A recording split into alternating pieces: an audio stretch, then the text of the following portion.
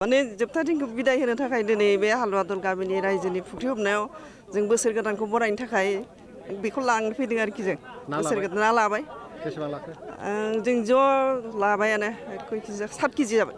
औ ज' काटला मासे काटलाथ' नङा मा होनो बेखौ बिकेट औ बिकेट मासे मानै लाबाय आरो। ओमफ्राय बोसोरफ्रोमबो बेयाव ना लांनो फैयो? नङा देग्लायसो फार्स्ट फैदों आङो बै दस्राफ्रा फैयो ओमफ्राय आं दिनै खोनानानै फार्स्ट फैदों आरोखि देग्लायसो लांनो फैफेरामोन आरो गोथाव होनो बयबो मानसिफ्रा ओंखायनो जानो गोथाव होनायखौ लांनो फैदों आरोखि गोथाव खोनानाय मोजाङै सेलेब्रेसन खालामगोन ज' फेमिलि दङ जोंहा फेमिलि मोनसे प्लेनिं खालामदों ज' बोसोर गोदान बरायनो थाखाय बोसोर गोजामखौ बिदाय होनानै जेनेबा बोसोर गोदाना मोजाङै मोजां जोंखौ मोजाङैनो दैदेनलांनो हानायनि जों वेलकाम खालामगोन मोजाङैनो बोसोर गोदानखौ। ओरैनोथ' खोब गोजोननाय मोनो ओमफ्राय आंबो बे गामिनिखा नालाय मानसिया बोसोरै आं लांफैयो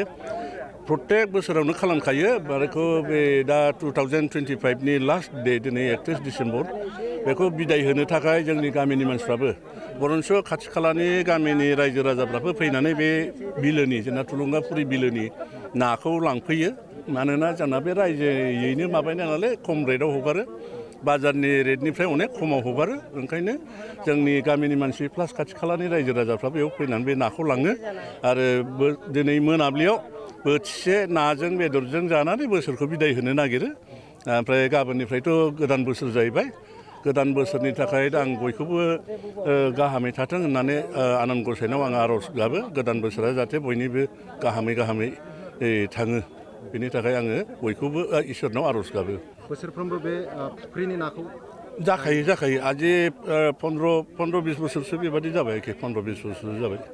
बोसोरै खालामखायो। मोनसे फोथायनाय दं बा माखासे रायजो राजाफोरा बुङो जे बे फुख्रिनि नाया गोथाव। डेफिनेटलि थारमाने बियो स्टेगनेन्ट बिलो नङा बियो निजिराजों फैनाय ओमफ्राय बियो गोदो माबासोमोन नालाय दै साखासोमोन बेखौ थारं दैसा बेखौ खोथेनानै बेखौ माबा बानायबाय फुख्रि जाबाय बान्दोआ मोननै जाबाय बैजों बान्दोखा आरो नैबेहाय बे सालाखाथियाव थांनाय लामा मोनसे थाबाय दा गेजेराव बे फुख्रि जानायानो जाहैबाय खिन्थु बेनि दैनि फ्ल'आ माने निजिराजों फैबाय थाखायो ओंखायनो बेयो स्टेगनेन्ट दै नङा ओंखायनो नाया मोजां आरोखि जानो मोजां बेनि थाखायनो बयबो फैखायो। दिनै जोबथा सान 31 डिसेम्बरा जोंनि थाखाय बे बोसोरसेनि थाखाय जोबथा साना जों रंजा बाजायै बिसि फिसा न'खरनि बाहाय बाहागि जाथि खुरमा लोगो फ्रेन्ड जों बयबो रंजायो मानो होनबा गोदानखौ बरायो माने बोसोराव गोबां घात प्रतिघातनि गेजेरजों थांदों बे बोसोरा आरो गोदान बोसोरा मोजां फैगोन साननानै जोङो बयबो रंजा खुसियै दिनै 31 डिसेम्बर बा 31 डिसेम्बरखौ जों रंजा बाजा फालियो जोंनि क'क्राझारल' नङा सारा बुहुमावनो फालियो। मा लुबैगोन 2026 बोसोर गोदान बोसोर फैगासिनो दं गाबोननिफ्रायनो आगान होगोन बोसोर गोदान 2026 मायथाइयाव जोंनि साफ्रोमबो नोगोरारिफ्रा मोजाङै गाव गावनि हाबाफारि गावहा मा बिजन लानानै दं गाव गावनि मावनाय दांनाय आबादारिफ्रा मोजां मावनांगोन आरो साख्रि बाख्रि मावग्राफ्राबो मोजाङै डिउटिफोरखौ खालामथों आरो बिजनेसमेनफ्राबो मोजां बिजनेस मावथों आरो रायजो बेंग्राफ्राबो मोजाङै रायजोखौ बेङोबा जोङो फैबाय थानाय समफ्राव जोंनि बर' जाथिया आलो गोजोनै रायजो मोनजागोन होननानै आं आसा खालामो ओंखायनो साफ्रोमबो रंजा बाजा बोसोर गोदानाव बयबो मिनि खुसि हगारनांगौ होननानै आं रंजा बाजायै खुब मोजाङै बारहोनांगौ आरो जोङो प्रत्येक बोसोरावनो लास्ट डिसेम्बर 31 थारिखआव जोङो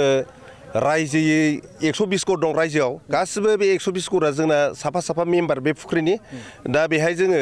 बे मेम्बारफोरनो फार्स्ट जोङो 31 थारिखआवनो बोखाङो नालाय बेहाय जोङो 5 केजि प्रत्येक न'खराव राननानै जायो आरो न'खर हिसाबै रानो जोङो। बे फुख्रिया रायजोनि? औ बे फुख्रिया रायजोनि थुलुंगाफुरि फिसारि टेंक